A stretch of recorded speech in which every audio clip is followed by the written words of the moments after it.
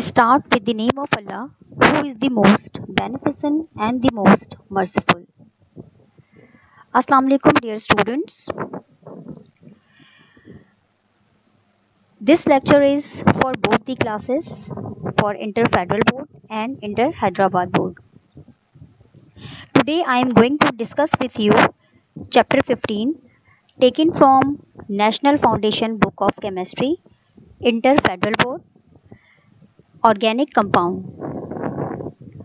Objective: students will be able to differentiate between organic and inorganic compounds, organic compound and their resources, coal, destructive distillation of coal, tar, coal gas, alkaloids.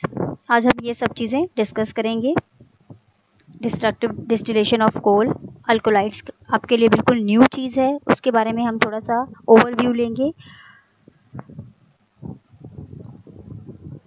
Main classes of chemical compound. Chemistry में जितने भी chemicals हैं उनको दो major classes में, दो main classes में differentiate किया गया है.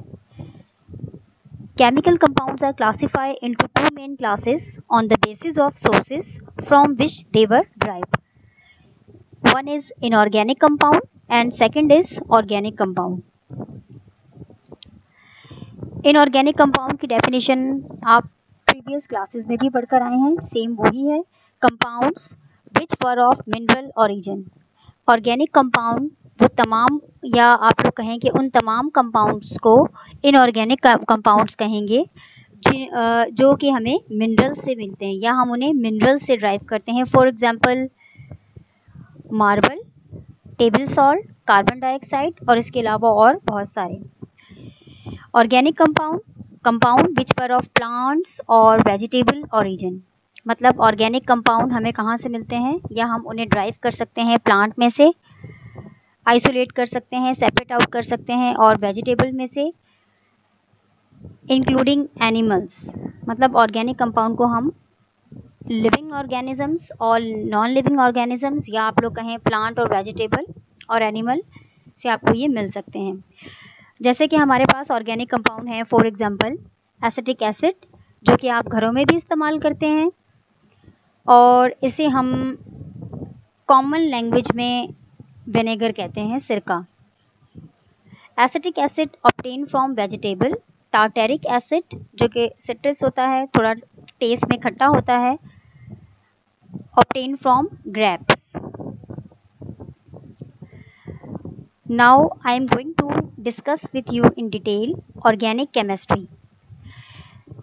ये भी, इसकी भी डेफिनेशन आप लोगों को पहले से पढ़ाई गई है प्रीवियस क्लासेस में, लेकिन अब हम थोड़ा सा डिटेल में डिस्कस करेंगे ऑर्गेनिक केमिस्ट्री को. Study of hydrocarbons and their derivatives. Hydrocarbons means carbon containing compounds, या वो केमिकल जिनमें कार्बन एसेंशियल ग्रुप के तौर पर मौजूद होता है और उसके साथ हाइड्रोजन भी होता है जो कि कार्बन की वैलेंसी को सेटिस्फाई करता है.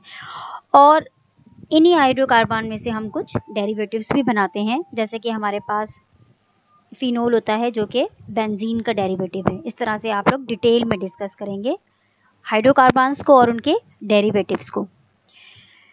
Study of hydrocarbons and their derivatives. Previous classes में आप लोगों ने पढ़ा है कि ऑर्गेनिक कंपाउंड उन कंपाउंड को कहा जाता है, या जो ऑर्गेनिक कंपाउंड होते हैं उनकी स्टडी को हम ऑर्गेनिक केमिस्ट्री कहते हैं. और ऑर्गेनिक कंपाउंड वो कंपाउंड होते हैं जिनमें कार्बन लाजमी मौजूद हो. लेकिन कुछ ऑर्गेनिक कंपाउंड हमारे पास ऐसे हैं जैसे कि जिन्हें हम एक्सेप्शंस में लेते हैं. Carbon monoxide, carbon dioxide, carbon sulphide, carbonates, bicarbonates, cyanides, thiocyanates etcetera are studied in inorganic chemistry. कुछ हमारे पास ऐसे केमिकल कंपाउंड भी हैं जिनमें कार्बन मौजूद है, लेकिन उसके बावजूद हम उन्हें ऑर्गेनिक केमिस्ट्री में स्टडी नहीं करते, क्योंकि उनकी जो केमिकल या फिजिकल उनकी जो प्रॉपर्टीज़ हैं, आप लोग कह सकते हैं इन कंपाउंड की प्रॉपर्टीज़ ऑर्गेनिक कंपाउंड से डिफरेंट होती हैं. इसीलिए हम इन कंपाउंड्स को इनऑर्गेनिक केमिस्ट्री में डिस्कस करते हैं. इसके बाद हम लोग डिस्कस करेंगे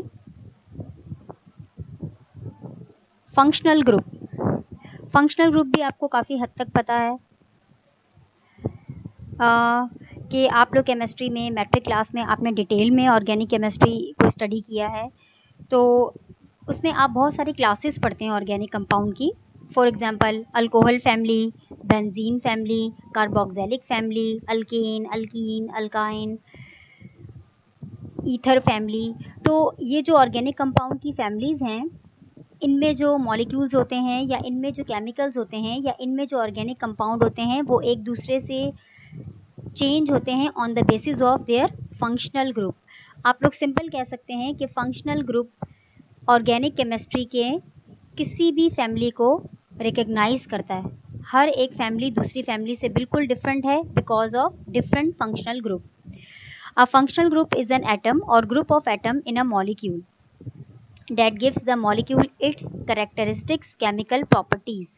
एक फैमिली की, एक ऑर्गेनिक फैमिली की प्रॉपर्टी दूसरी ऑर्गेनिक कंपाउंड की जो आप लोग कहीं फैमिली है उससे बिल्कुल डिफरेंट है। वो किसकी वजह से है? Functional group. मतलब फंक्शनल ग्रुप ऑर्गेनिक कंपाउंड की हर एक फैमिली को डिफरेंट केमिकल प्रॉपर्टीज़ देती है। तो जैसे अगर आप लोग एग्जांपल लें, अल्कोहल फैमिली है, अल्कोहल फैमिली का जो फंक्शनल ग्रुप है वो हाइड्रोक्सिल ग्रुप है, OH। बेंजीन को अगर आप देखें तो बेंजीन में हम साइक्लिक रिंग बनाते हैं और 6 कार्बन वाली, और उसे हम लोग क्या कहते हैं? बेंजीन। और वो जो साइक्लिक रिंग है वो अल्कोहल फैमिली से बिल्कुल डिफरेंट है। कार्बोक्सिलिक फैमिली को आप देखेंगे तो कार्बोक्सिलिक फैमिली की इंडिकेशन है उसका फंक्शनल ग्रुप जो कि है COOH। तो फंक्शनल ग्रुप ऑर्गेनिक कंपाउंड की फैमिलीज़ को इंडिकेट करता है। कुछ फंक्शनल ग्रुप मैंने यहाँ पर आप लोगों के लिए मेंशन किए हैं, लेकिन इसके अलावा भी बहुत सारे हैं। Examples double and triple bond are functional group. Other examples include chloride, bromide, hydroxyl group, amide group, amino group. Carboxylic family के लिए जो COOH आपके पास है। इसके बाद हम लोग डिस्कस करेंगे नेशनल ऑर्गेनिक प्रोडक्ट्स, क्योंकि ऑर्गेनिक कंपाउंड हमें नेचुरली भी मिलते हैं और हम इन्हें सिंथेसाइज भी कर सकते हैं। मतलब कुदरती तौर पर भी पाए जाते हैं यूनिवर्स में और हम इन्हें लैब में भी सिंथेसाइज करते हैं। जैसे कि आप लोगों को पता होगा जो यूरिया है वो सबसे पहला सिंथेसाइज किए जाने वाला ऑर्गेनिक कंपाउंड है जिसे सबसे पहले लैब में सिंथेसाइज किया गया था। नेशनल ऑर्गेनिक प्रोडक्ट्स में आप बहुत सारी जो है वो वैराइटीज़ को डिस्कस करेंगे।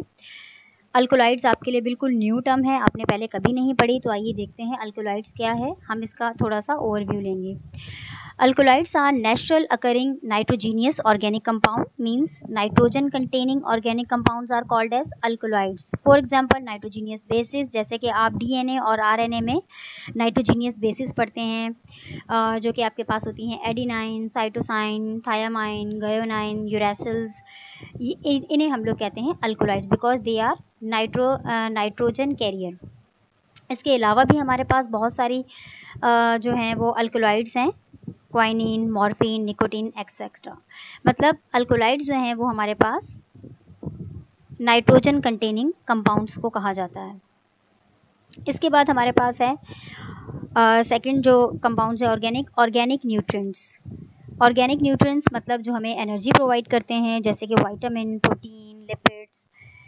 ऑर्गेनिक न्यूट्रिएंट्स में हमारे पास आते हैं carbohydrates, proteins, lipids, vitamins, fats and oil, fatty acid, nucleic acid, amino acids. These are the organic nutrients. Organic nutrients आप उन न्यूट्रिएंट्स को कहते हैं जिनमें कार्बन मौजूद होता है। दूसरा हमारे पास शुगर है। शुगर हमें पता है कि simply obtain from sugar cane, ये भी हमारे पास एक एनर्जी का सोर्स है। टर्पिनॉइड्स टर्म भी आप लोगों के लिए बिल्कुल न्यू है। Terpenoids, they have unsaturated link molecules composed of link isoprene units generally having the formula C5H8, naturally occurring nitrogenous organic compounds. Terpenoids भी हमारे पास natural occurring nitrogenous compound है, जैसे कि कैम्फोर और मेंथोल। इसे हम फर्दर डिटेल में डिस्कस करेंगे कैम्फोर और मेंथोल को, कि वो उनकी रिसोर्सेज क्या हैं, हमें वो कहाँ से मिलते हैं, इनके यूजेस क्या हैं। तो टर्पिनॉइड्स हमारे पास क्या है?